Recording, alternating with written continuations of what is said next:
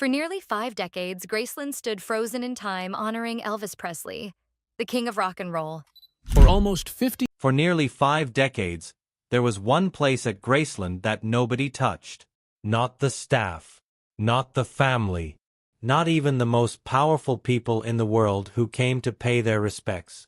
While millions of visitors walked through the famous front doors, stared at the gold records lining the walls, and stood quietly at Elvis's grave in the meditation garden, every single one of them eventually looked up at the ceiling and wondered the same thing. What is up there?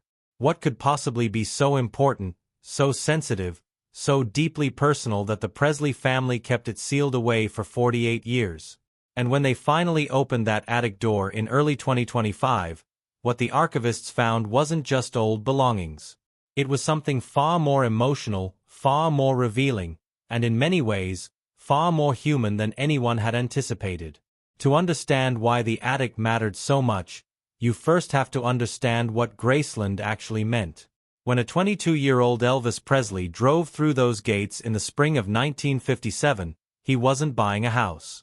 He was building a world.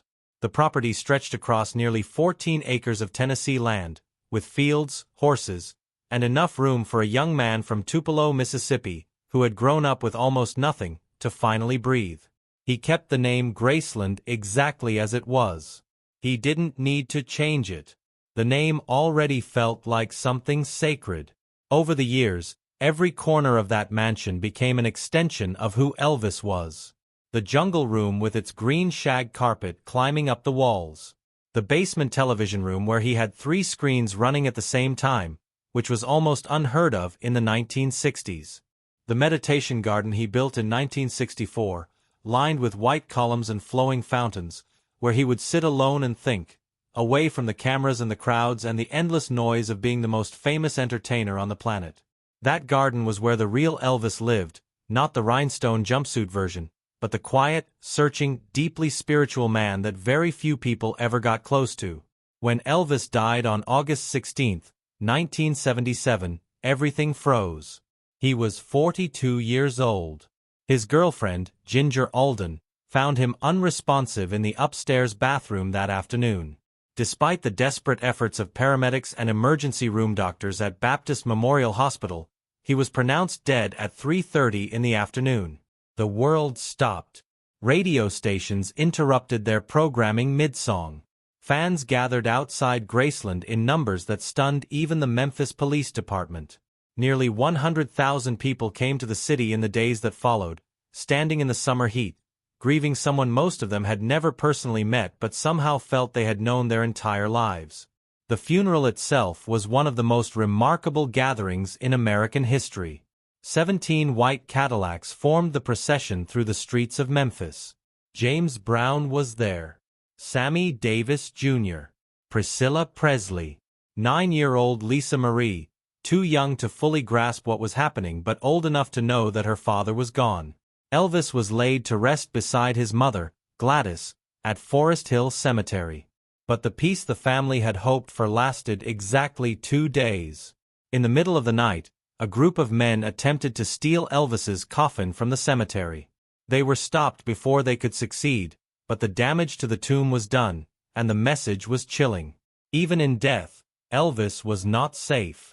His father, Vernon Presley, made the decision that would change Graceland permanently. Working quietly with local authorities, he had both Elvis and Gladys moved and reburied inside the meditation garden on the Graceland property. It was the place Elvis himself had created for peace and reflection. In a strange and deeply moving way, it felt right. But that decision also transformed Graceland from a home into something closer to a fortress.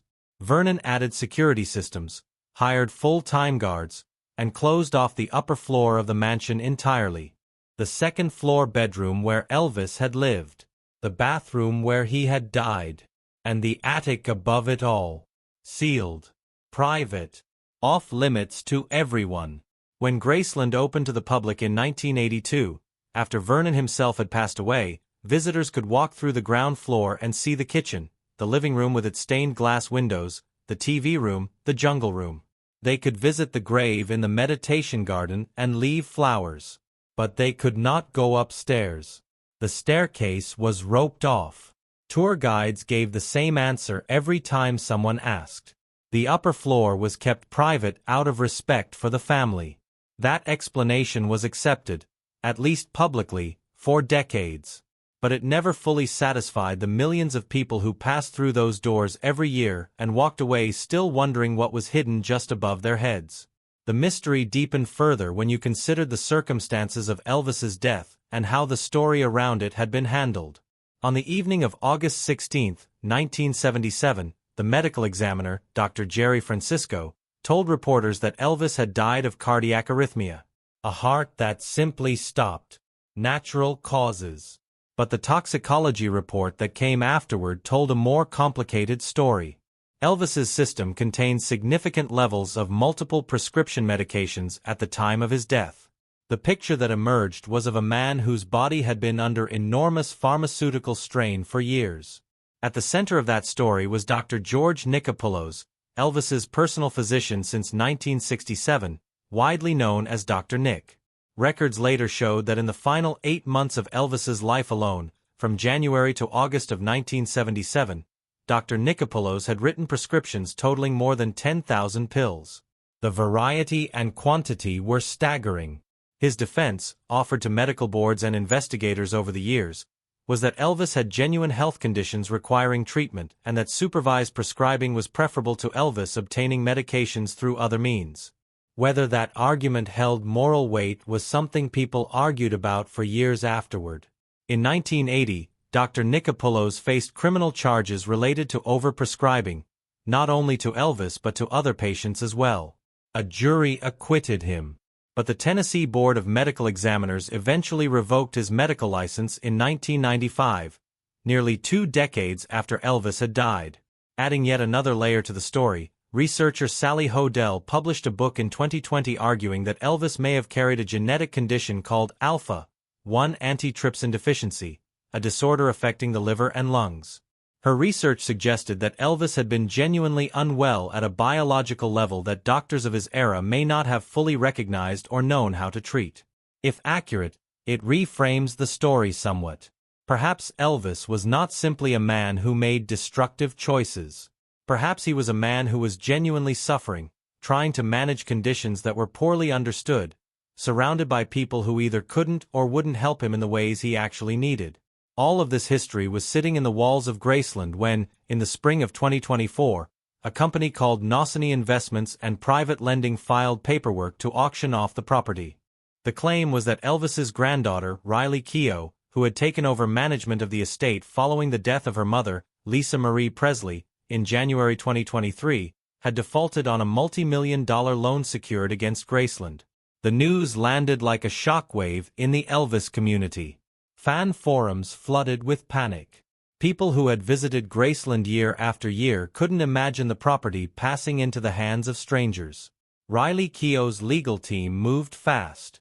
They filed an emergency motion in Shelby County Court, arguing that the loan documents were fraudulent, that Riley's signature had been forged, and that the entire proceeding was an elaborate attempt to seize one of the most valuable entertainment landmarks in the world. A judge agreed, blocking the sale just 1 day before it was scheduled to happen. He described Graceland as a one-of-a-kind cultural asset whose loss would constitute irreparable harm to the public. Representatives from Nosany Investments never appeared in court to contest the ruling. The company, in a sense, simply vanished. Graceland remained with the Presley family. In the aftermath of that unsettling episode, Riley Keough made a decision that surprised nearly everyone.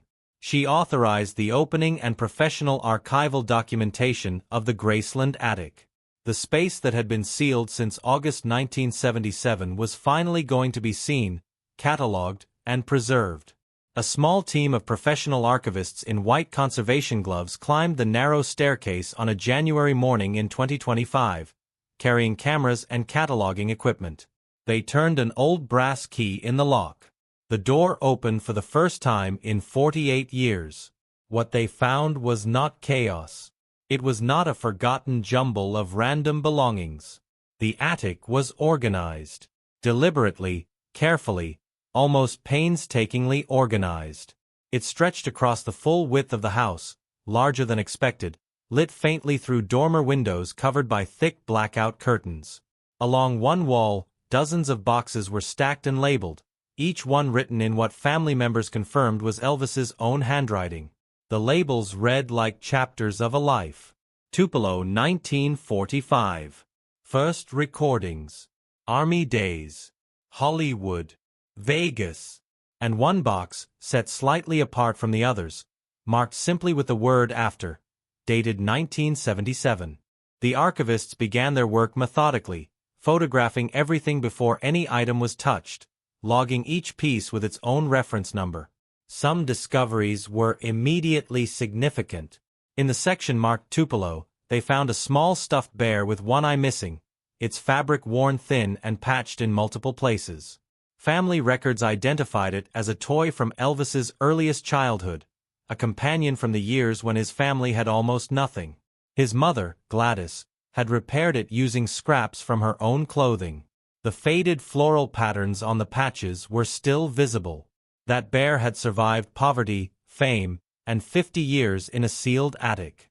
In the Army Days section, they found a Bible that had been read so thoroughly its spine was wrapped in electrical tape to hold it together. It had belonged to Gladys and she had given it to Elvis when he was drafted in 1958. Her inscription was still legible on the inside cover. Throughout the pages, Elvis had made his own marks. Underlined verses. Questions written in the margins. Brief notes to himself that read more like conversations with the text than annotations. The final dated entry was from August 1977, just days before his death. He had marked Psalm 23. The Hollywood section contained a leather jacket made for the filming of Jailhouse Rock. Inside one of the pockets was a folded piece of paper in Elvis's handwriting that said, simply, "Wear this when you need to disappear." The book stored nearby added texture to that note. They were not the sort of titles most people would have associated with Elvis Presley in 1977. Philosophy, Eastern spiritual traditions, theological questions about mortality and the nature of consciousness. Nearly every volume had been marked up, underlined, questioned, argued with in the margins. In the Vegas section, archivists found a confidential medical report dated 1974. The full contents remained sealed pending family review, but the cover notation referenced cardiac concerns and a recommendation for significant lifestyle changes. Elvis continued performing for 3 more years after that document was written. And then there were the tapes. Reel-to-reel recordings labeled as practice sessions from 1976. Not finished recordings. Not performances. Just Elvis alone, working through musical ideas that no one else was meant to hear. Gospel mixed with blues.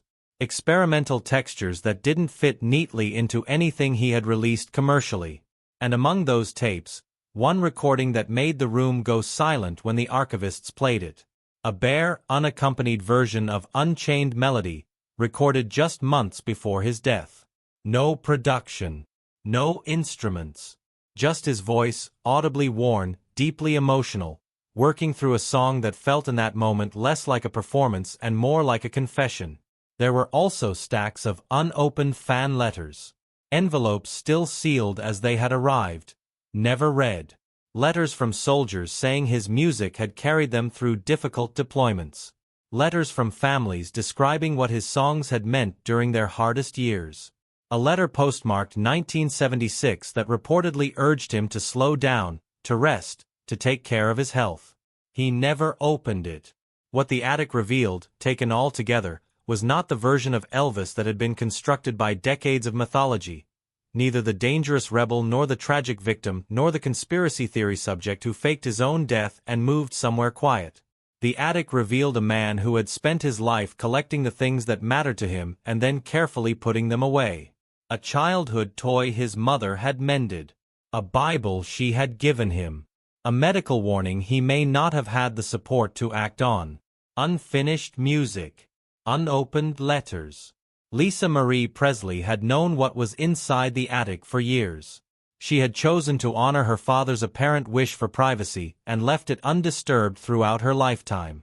After her death in January 2023, the decision passed to Riley Keough. Her choice to open it was not about revealing secrets for spectacle. It was about preservation, about ensuring that what Elvis had left behind was properly documented and protected before time or circumstance could take it away. For many people, the opening of the attic brought something they hadn't expected. Not more mystery, but something closer to resolution. The man who had seemed almost impossibly larger than life, the sequined icon, the cultural earthquake, turned out to have kept a stuffed bear with patches sewn from his mother's dress.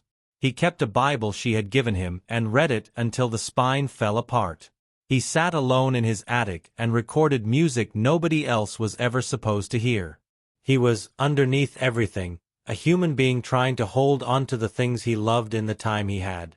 That might be the most important thing the attic unlocked. Not a scandal. Not a conspiracy. Not a hidden room full of explosive revelations. Just the quiet, private interior life of someone who changed the world and spent his whole life wondering what it all meant.